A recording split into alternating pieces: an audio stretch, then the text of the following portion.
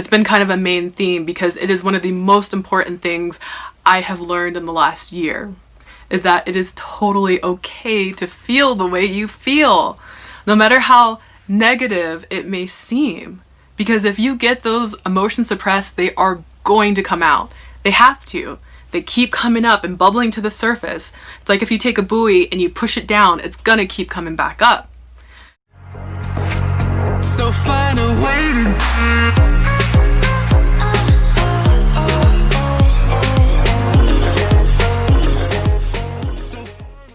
Hello beautiful light beings, my name is Monica, and today's video is going to be all about my thoughts on the root of addiction. I started thinking about this subject the other day when my husband and I were working on a maintenance project on our RV, and it turned out to be a project that was a lot more difficult and stressful than we had anticipated. And after we were finally done with this project, I started thinking a lot of people would probably say something along the lines of, "That was really hard, I need a beer," or "I need a drink," or something like that. And then it got me thinking about addiction and how our society and culture makes very light of addiction nowadays. It seems to be very socially acceptable.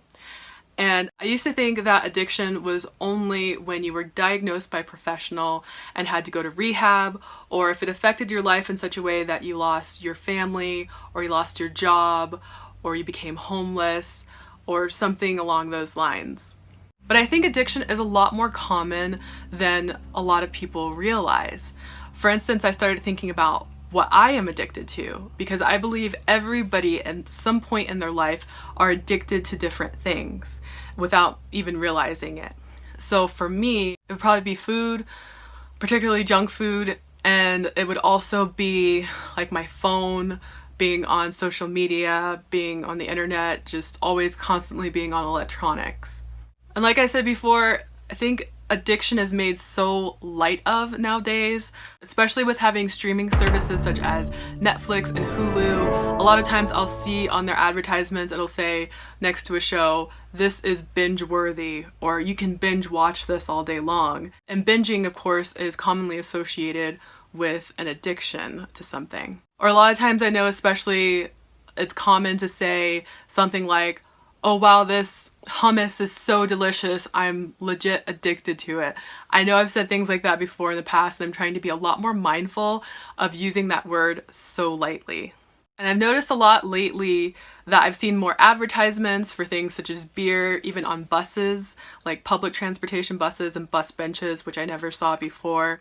And for TV and movies, if it's not something that's specifically for children, pretty much through the entire movie or entire show, you will see the adults drinking like it's water. Like there's literally nothing else to drink in the world but alcohol. And a lot of times there's also drugs involved too. Even a movie I watched recently, they were talking about Molly, and Molly seems to be like the hip new drug that everyone's doing, or they're really trying to promote in so many shows, because that's what I constantly have been hearing about in the last year or so. Can I help you? Good afternoon. We would like to buy 2 pieces of Molly, please. What shocked me even more is in the same movie that they were promoting Molly, there was a scene where this guy was going through something and this girl he was dating was like, "Oh, I don't know what your emotional poison is, so I brought alcohol, I brought drugs, I brought, I don't know, cough syrup, just like a bunch of random things for him to do to try to escape." And I even see it with the pharmaceutical drug cartel. They're constantly getting big artists to promote their drugs as well.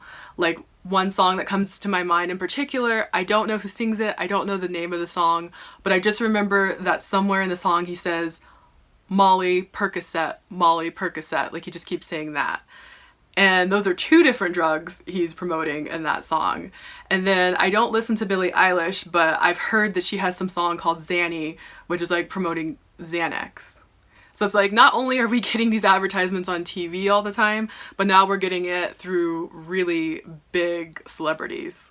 So when we think about addictions, the most common addictions I would say are probably drugs, alcohol, sex, pornography, shopping, gambling, all of those things. But you can literally be addicted to anything in the entire world. Those are just the most common ones I think people think of when someone says they have an addiction. And I know that with my generation of being a millennial, most people are addicted to their phones, and they're addicted to the internet, or they're addicted to social media and TV and all those sorts of things. Like, we are a culture that really likes to be distracted a lot of times. And I do remember a quote that Ralph Smart from Infinite Water said that I really resonated with. And he said something like, "Electronic devices are a wonderful servant, but they're a terrible master." And that's what it feels like. It feels like you're being owned. Like, you're not using the device is using you. Like, you can't put it down. You can't figure out how or why. And as far as I know, I believe most people say that the reason why addiction comes about is because we are trying to fill a void. I do agree that addictions are normally used to fill a void. What I believe is that the root of addiction is trying to escape a feeling. Not just any feeling, but any negative feeling.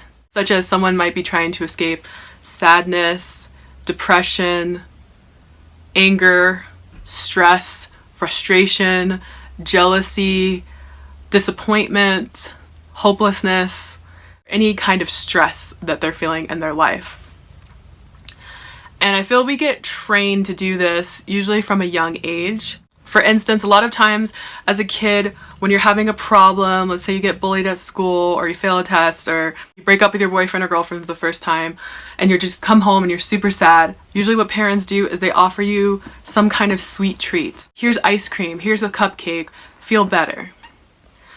And I know that was partially the case for me, so the way that I learned to cope with emotions I didn't want to deal with was by eating, and eating lots of sweet, sugary junk food.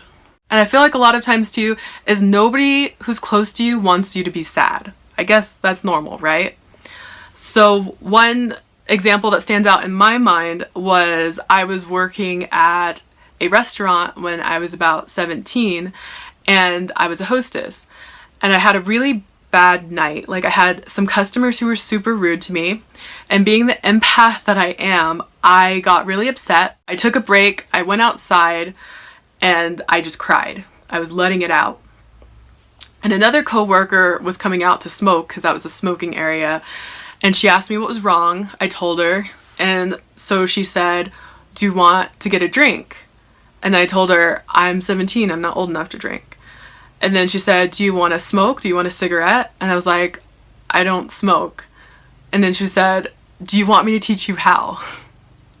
That was almost always the case with any friends that I had. If I was sad, "Oh, don't be sad, Monica, don't be sad. Here's a distraction. Here's some food. Here's some alcohol. Here's cigarettes. Let's go to the movies. Let's go to the mall."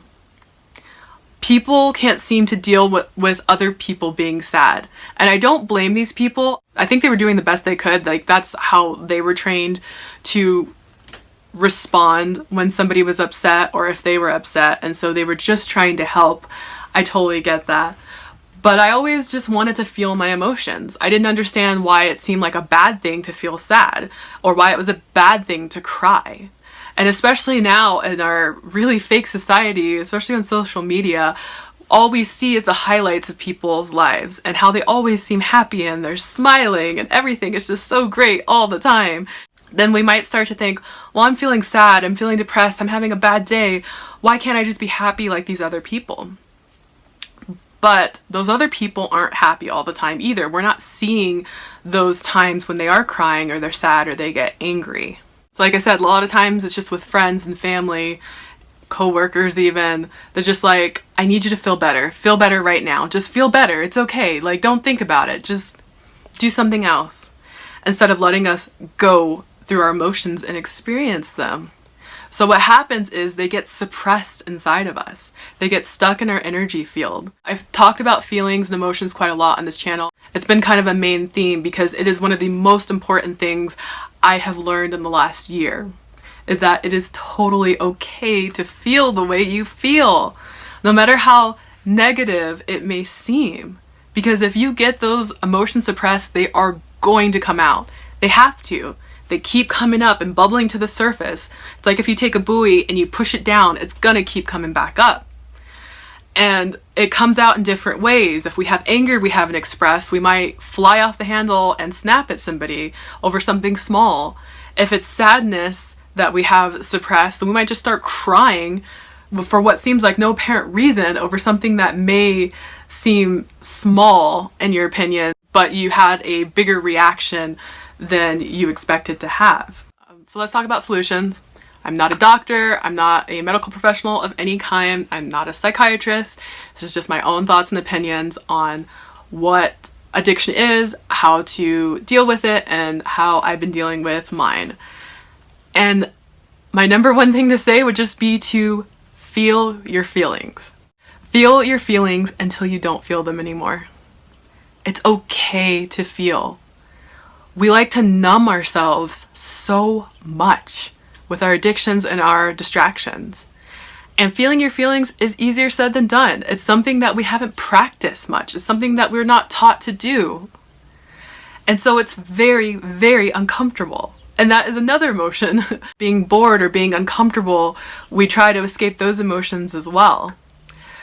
But as soon as I start feeling something that doesn't feel good, like if I get really angry about something or I get really sad and upset, if I just have a bad day and I can't figure out why, instead of trying to overanalyze it like I did in the past, I would try to be like, okay, why am I feeling this way? Why am I feeling anxious? Why am I feeling sad? Okay, I just need to figure out what it is, and if I figure out what it is, then I can fix it. That was always my solution. But now I'm like, I don't need to know why, don't need to know how, I just need to sit here and be present with myself and how I'm feeling instead of trying to run and escape myself. That's all my soul wants, is just for me to be there, to be present. Because your emotions are just trying to tell you something. It's trying to tell you that maybe you don't want to go down this path, it doesn't feel right. Or maybe you don't want to be with this person, it doesn't feel right. If you deny, suppress, reject your emotions, you're not going to be living your true, authentic self. You're not going to be living a genuine life. You're going to be living for everybody else. Or you're going to try to be the person that you think you're supposed to be because of your programming. And I think that's also a big reason for addictions too, is trying to suppress who we genuinely are to please other people. The practice I've been doing for myself to help remind myself is anytime I feel a negative feeling, I will literally think to myself, it's okay. Feel this feeling. It's okay. And I'll start to take note of how my physical body feels, if like my heart rate is going up, or if I feel pain or numbness somewhere, I'll just really be present inside of my body. And I will let the feelings be there as long as they need to be there. I don't try to get rid of them. Because emotions are just energy. It flows through us. It's like waves. It comes in, it goes out. In, out. When we try to reject them, then we're putting resistance against them, and what we resist persists, which is why those emotions don't go away and they get trapped. But once I start to feel all those feelings, it goes away so much quicker. Like they might last for only a day, and if they last longer, that's okay too. So my other advice after feeling your feelings, if there is a void that you feel like you're trying to avoid feeling emotions about, then identify what those are. Because in our lives, it's very rare that we have every single thing we want and we're balanced in every area of our life. We may love our job, but we may not have a partner, or we may not have kids, or we may not have the money that we desire, or the house or the car. I mean, there's so many things that may not be exactly where we want to be in life. And so then we might get stressed, upset, angry about it. And so what do? We start clinging to our addictions, which we're trying to distract ourselves to feel a different emotion in that moment than what we were feeling. So what I'm saying is to do the exact opposite and to face that feeling instead of running away from it, which can be scary as hell, I know. But if you practice it, if you practice just making space, making time to feel those feelings, like I said, they will go away so much faster. And then you can identify what it is you truly want that you don't have in the moment. And then you can start to use the law of attraction and manifest what you desire. But in the meantime, also set the intention to really enjoy and appreciate, be grateful for everything you already do have, and know that everything else you want is already on the way. But you can't get everything you want all at once, and I'm pretty sure you wouldn't want to. Then you probably get bored and be like, okay, well, I don't know what else to do until you have the next desire that comes to you. And then if you just get all of those desires, then you can't really enjoy the process. And not everything we want is meant for us at the exact time we want it. Everything comes in divine timing. So I'm going to go over those steps one more time. So the first one is feel your feelings until you don't feel them anymore. The second one is to identify the voids that you're trying to avoid.